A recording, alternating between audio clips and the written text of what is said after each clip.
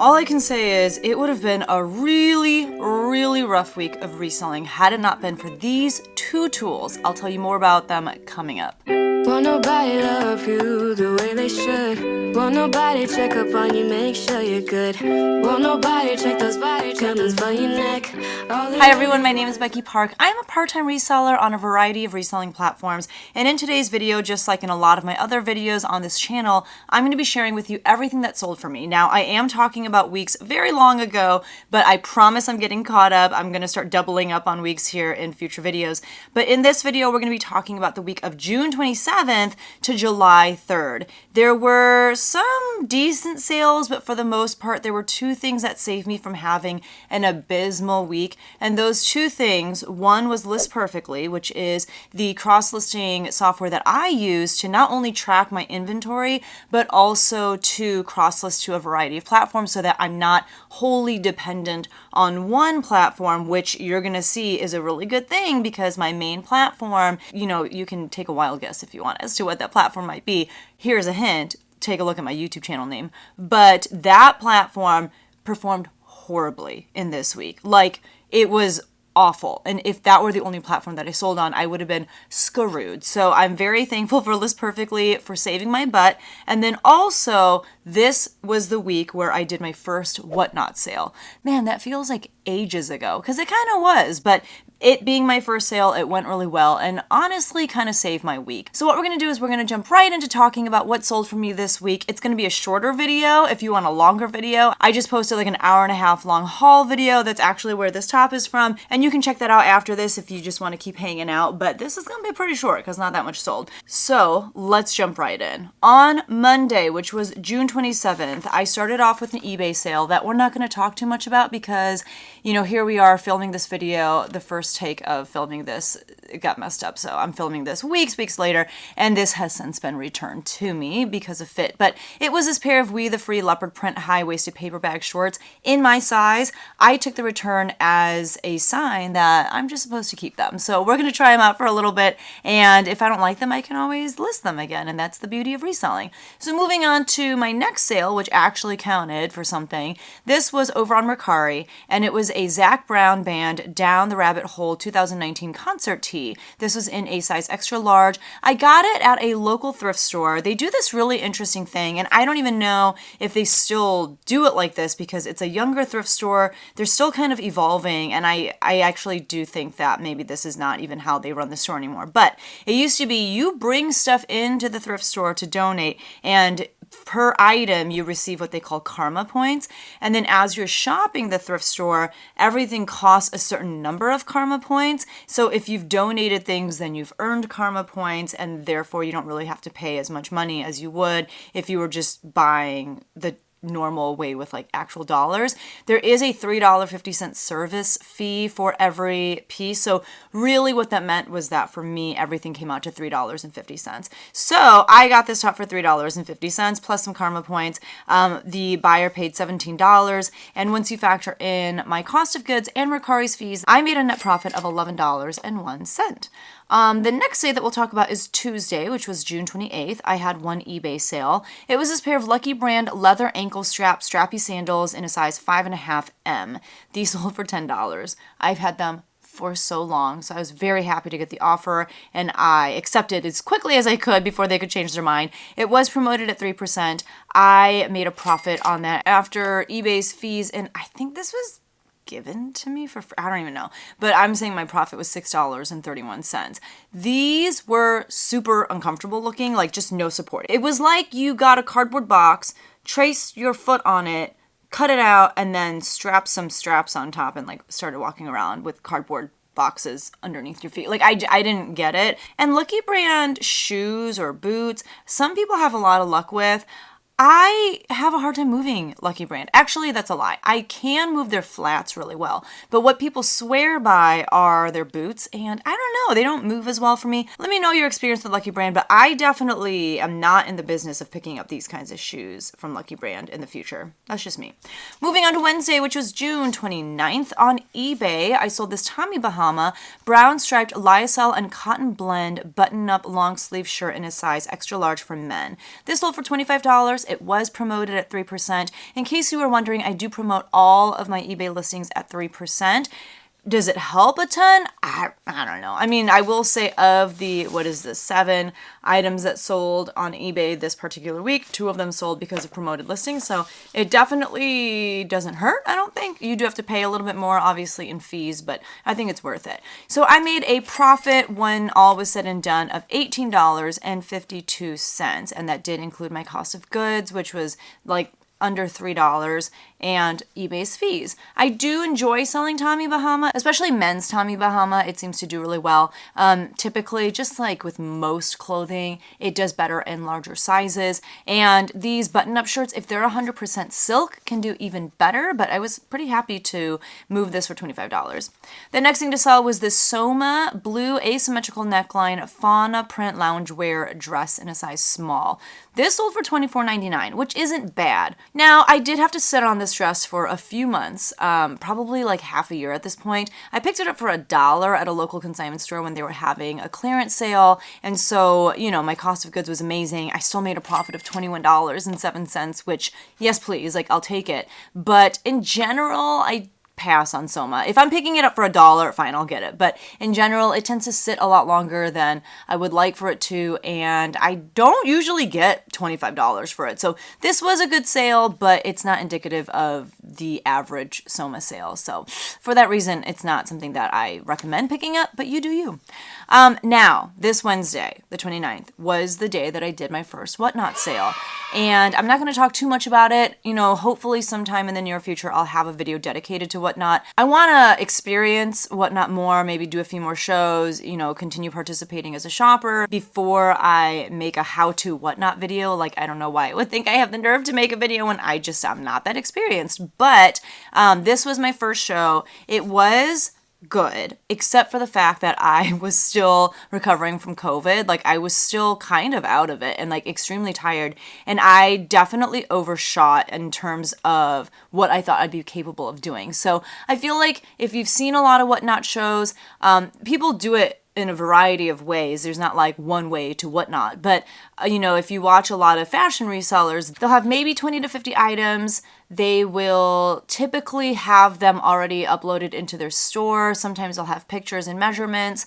Sometimes they'll just go in order, or they'll let you request, you can look and say, can you show number 26 and number 32? The way that I did it for my first show, because I wanted it to be this big extravaganza, was I had 100 items. I took like great pictures of each item. I made the background white. I had measurements of each item. Like, I did a little too much. And I think that's how a lot of people operate. When it's their first time doing anything, they go all out and they want to do a really good job. So even the prep work for the Whatnot show took a really long time.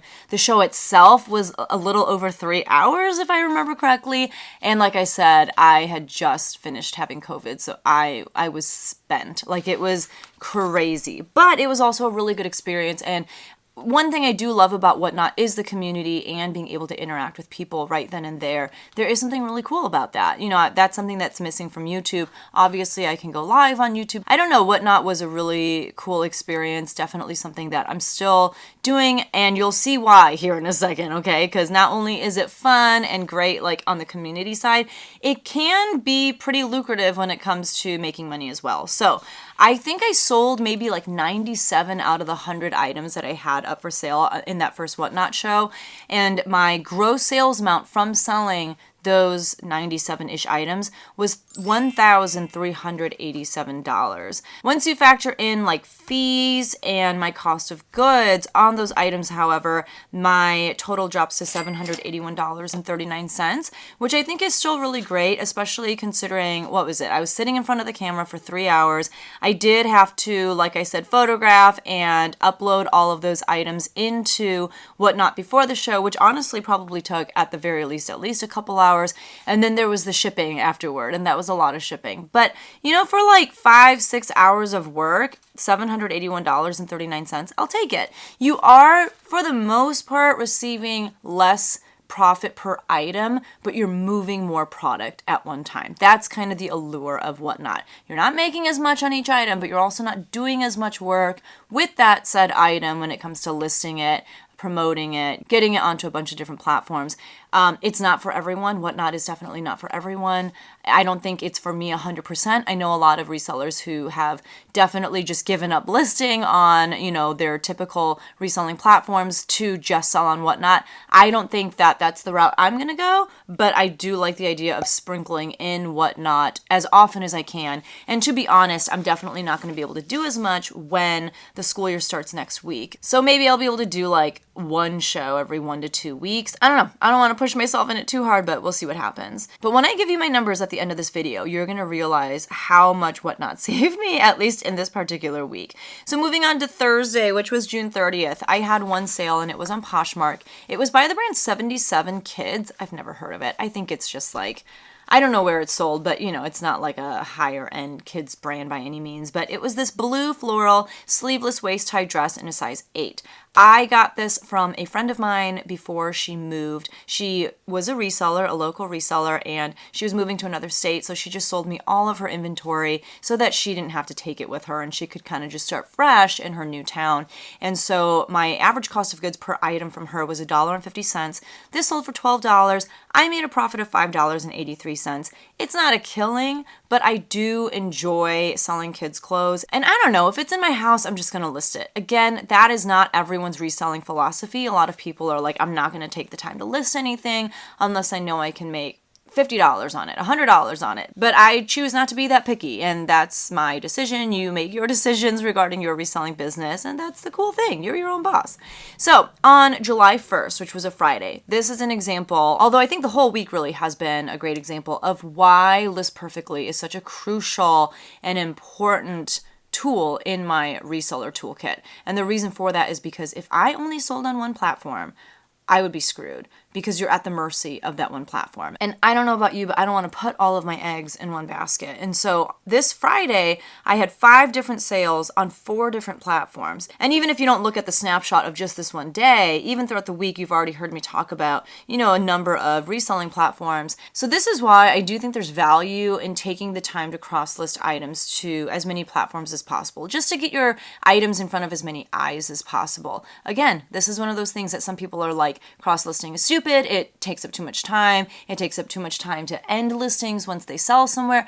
I get it. Like, there is definitely many perspectives to any situation. But for me, I just know that if I'm not cross-listing, I'm not making as many sales. So let's talk about these sales from the first and where they sold. On Poshmark, I sold this pair of Keens. They were these brown leather hiking sandals in a size 10.5. These were for men, and I actually found these at the bins in Indianapolis quite some time ago. But I was very excited that they sold for $34. That was, I believe, an offer that was sent out to likers because of Posher VA, which is another tool that is in my reselling toolkit. It's a Chrome extension that you can use to share your closet. You can use it to send out offers for you, and I definitely use it to do those two things. Once someone likes an item, Posher VA will send them an offer, typically like 5 minutes after they've liked the item, and I do make a decent number of sales that way, and it's very hands-off for me. I don't have to sit there and babysit my closet. Posher VA just takes care of it. So this did sell with a shipping discount because of the offers to likers. I only had $1.27 into these because they came from the bins, and so I made a profit on these Keens of $24.21. I love selling Keen hiking sandals. I feel like I've been selling a pair of these every week this summer. They are some of my best bread and butter things to sell. If I can get them for $5 or less, I will always pick them up. On eBay, I sold this really cool piece. It was this Hayabusa, could be saying it wrong, I don't know, Sprawl, a men's MMA, kickboxing, jiu-jitsu fight shorts in a size large. These I picked up in Honolulu at their bins. It sold for $30. I had $1.99 into these because the bins in Honolulu do operate a little bit differently than the bins that I've been to on the mainland. In the sense that on the mainland, if you go to the bins, you typically pay by the pound, which means they weigh all of your stuff and you pay $1.50 per pound or $2 per pound, whatever it might be, whatever the rate is at that particular Goodwill outlet. I thought that's how it was going to be at the bins in Honolulu as well. And and I actually went to the bins with my friend Shiwon's husband. So we had picked out all the stuff. I went to the counter and she told me it was per item. Clothing was $1.99 and I believe shoes were like $2.99 an item. So I actually threw a lot of stuff back because I was like, okay, this t-shirt is worth it if I'm paying 50 cents for it because I'm paying by the pound, but if I have to pay $2 for it, it's not worth it anymore. So I threw a lot of stuff back, but I did keep these because even though at the time I didn't really know exactly what they were, I did look them up at the bins because I was intrigued. They definitely seemed to be some type of athletic short. They had like a very intense, like grippy strip on the inside of the waistband, and when I looked them up inside the bins, the comps seemed to be pretty good. So I went through the effort of, purchasing them, washing them, bringing them home to Illinois, and within, like a week or two of listing them, they sold for $30, and I made a profit of $24.63. So my PSA to you from this sale is that a lot of like niche sporting goods or sporting clothes or sporting shoes, a lot of that stuff will sell pretty well, especially on a platform like eBay, because people who are really into that particular sport or activity, a lot of those things are very expensive. They come with expensive gear and people want to save some money, and so they'll turn to platforms like eBay to buy that stuff, and they'll pay a pretty penny for it. So I was really pleased with that sale. The next thing to sell on eBay was new with tags, and it was by the brand Mind, which was like a Korean brand sold at the store that is local to me but has since kicked the dust. It's not around anymore, and it's called Deer 72. But it was this like pale pink blouse. It had a little necktie and it was in a size small. It was really cute. I got it more than 2 years ago at a local consignment store when they let me shop in their storage unit by myself in bulk. My average cost of goods for those shopping trips was 80 cents, so I had barely any money into this, but I have had this for a very long time. It also had a flaw. It had like some makeup. You could tell when someone had tried it on, they had a lot of foundation on or something. So either when they pulled it on or took it off, some makeup rubbed off on it. It sold finally 2 years later for $24.99, and so I made a profit of $21.12. What I learned from that is while things can sell based on style, it usually takes a lot longer. I don't think this is a brand that very many people know or care about, and so if you're gonna buy stuff based on style, it's got to really fire on all cylinders according to what is trending at the moment. And this was not trending. On Mercari, I sold this Old Navy pair of goldenrod everyday short casual chino shorts in a size 6. I got this. Where did I get it? I think it came to me in a ThredUp box. It sold for $12. I made a profit of $8.15. I'll take it. Old Navy sells surprisingly well. And when I say well, I don't mean for a lot of money, but it sells pretty quickly.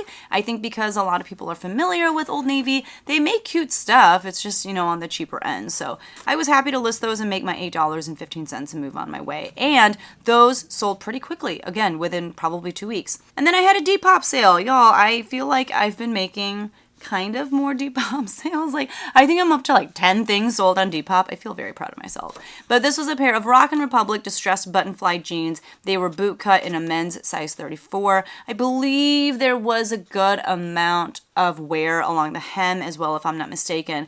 But these sold for $20. I had $3 into them from a men's ThredUp rescue box. So I made a profit of $14.46. And those 5 sales, my friends, were from 4 different platforms, like I said, and that was only possible because of List Perfectly. So List Perfectly, thank you so much. And if you want to try out List Perfectly yourself, I do have a coupon code down in the description below. You can save 30% off of your first month of List Perfectly, which I think is pretty great. Plus they have a free trial period for you to just like try it out, get some cross listings done, see if you like it, see if you like kind of the flow of how to use List Perfectly. And if not, you can just cancel. So it's a great way to try out, I think, just a very helpful reselling tool and see if it's for you.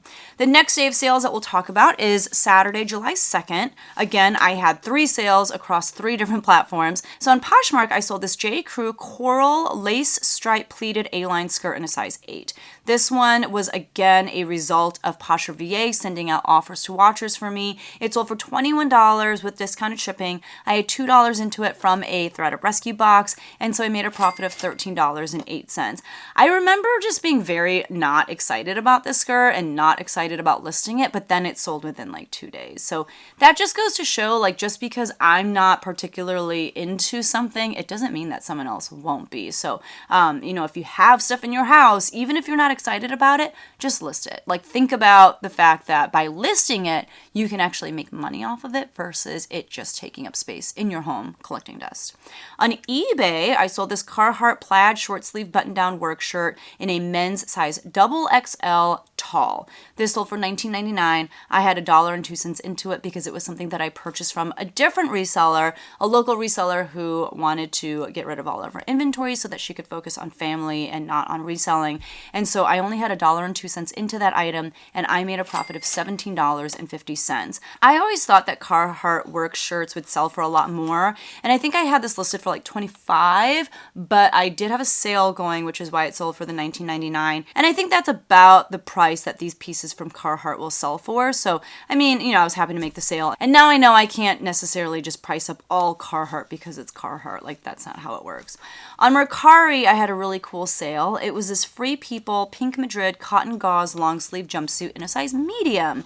This sold for $48, which was a lot less than I wanted to move it for, but ultimately, when I looked at comps again, I was like, okay, that's fine. It's on the lower end of comps, but still, it's a good price to move this piece at. I had $11.16 into this item because I picked it up at a pop-up consignment sale, and that was my average cost of goods for that particular trip to that consignment sale. It's a sale that I love to go to because I typically get my best pieces at that sale, and it shows up in my town about twice a year, and I always look forward to shopping it because, like I said, I always get really great pieces. So even with me accepting a little bit lower of a price than I wanted to and the kind of higher cost of goods than what I typically have, I still made a profit on that piece of $30.35. On Sunday, which is the last day of sales that we'll talk about, which was July 3rd, again, 3 sales across 3 different platforms. Can you imagine what would have happened to my sales if I didn't cross list? So on Poshmark, I sold this pair of Cole Haan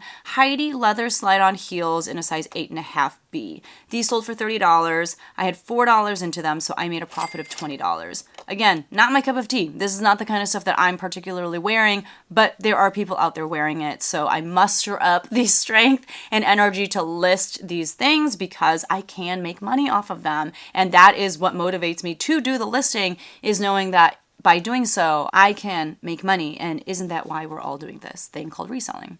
The next platform that we'll talk about is Mercari. I sold this pair of Jamie Sadock golf black cropped pants in a size 4. These sold for $22. I had $3.92 into them. This is something that I purchased in a wholesale pallet from another reseller, and so my average cost of goods per item was $3.92. And I made a profit of $14.94. Jamie Sadock is a pretty good brand when it comes to golf. I don't think like things are going to sell for $1 bajillion, but they will sell consistently. They'll sell pretty quickly, and I'm still having pretty good luck with golf stuff, although I am now starting to see a shift into more like fall and winter pieces selling versus summer. So with that, even with golf, I think if you can kind of shift towards maybe like longer sleeve polos or golf jackets, those sort of things, those might do a little bit better. But golf stuff still selling really well.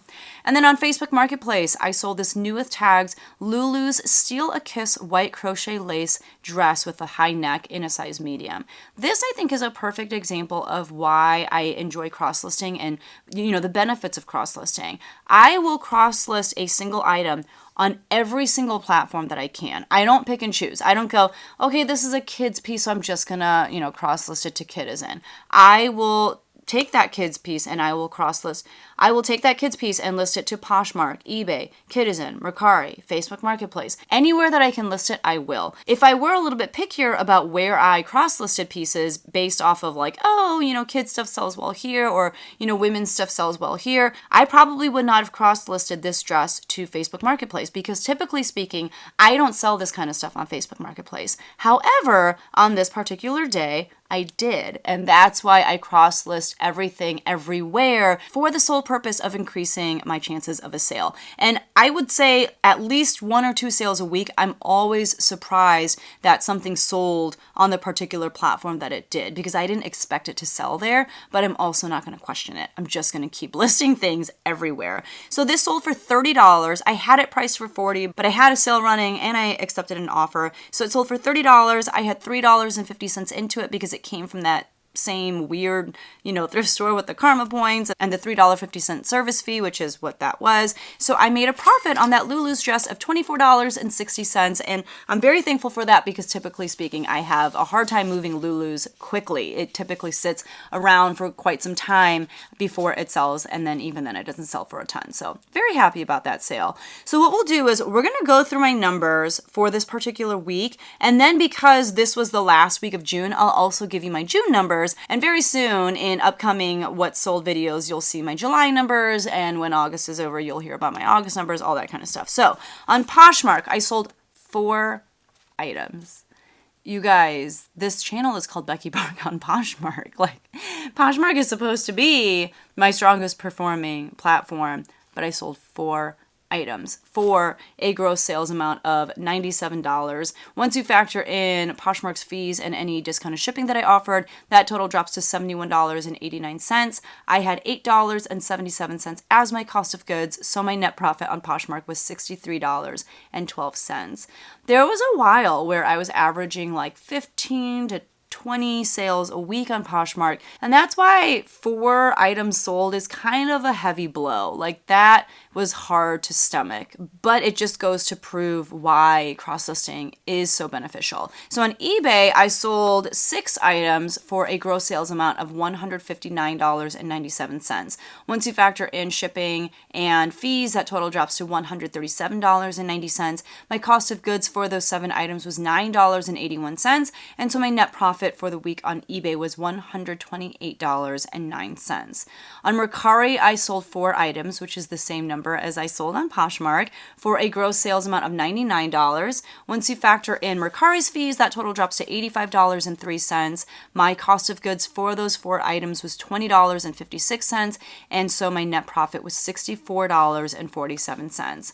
I had 1 Depop sale that was for a gross sales amount of $20. Once you factor in Depop's fees, that total drops to $17.46.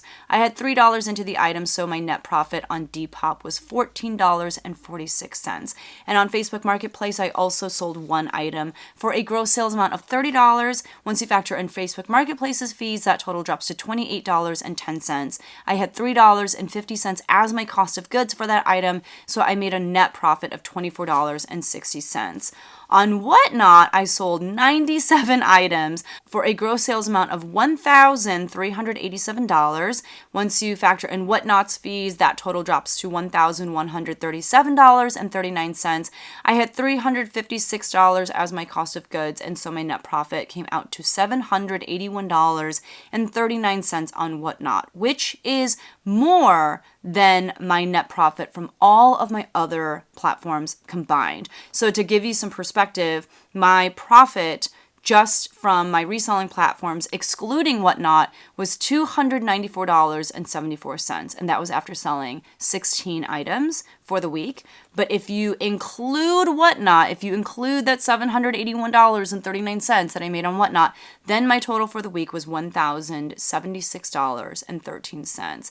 That feels a lot better than saying I made a little less than $300. So like I said, for the week, the 2 things that saved me, Whatnot and List Perfectly. I wouldn't have even been able to make close to $300 in net profit on my typical reselling platforms had it not been for List Perfectly. If I only sold on Poshmark, I would have made $63.12 this week, and that would have been really sad. So let me tell you really quickly about my June numbers, and I'll start off by telling you my goals. I'll tell you my monthly, my yearly goals, and where I am in relationship to those numbers. So for the year, I'm trying to earn $40,000 in net profit, which is a little bit more than I did last year. it's not looking good. It really isn't. So for each month, I need to earn $3,333.33. That's what I have to earn in order to hit that $40,000 goal. This month, however, in the month of June, I only made $2,404.29 in net profit. So I fell short by almost $1,000. And then year to date, in order for me to be on track to meeting my $40,000 goal, I should have hit about $20,000, right? That makes sense. Halfway through, you should have half of your yearly goal. I have, however, only earned thus far $14,590.41.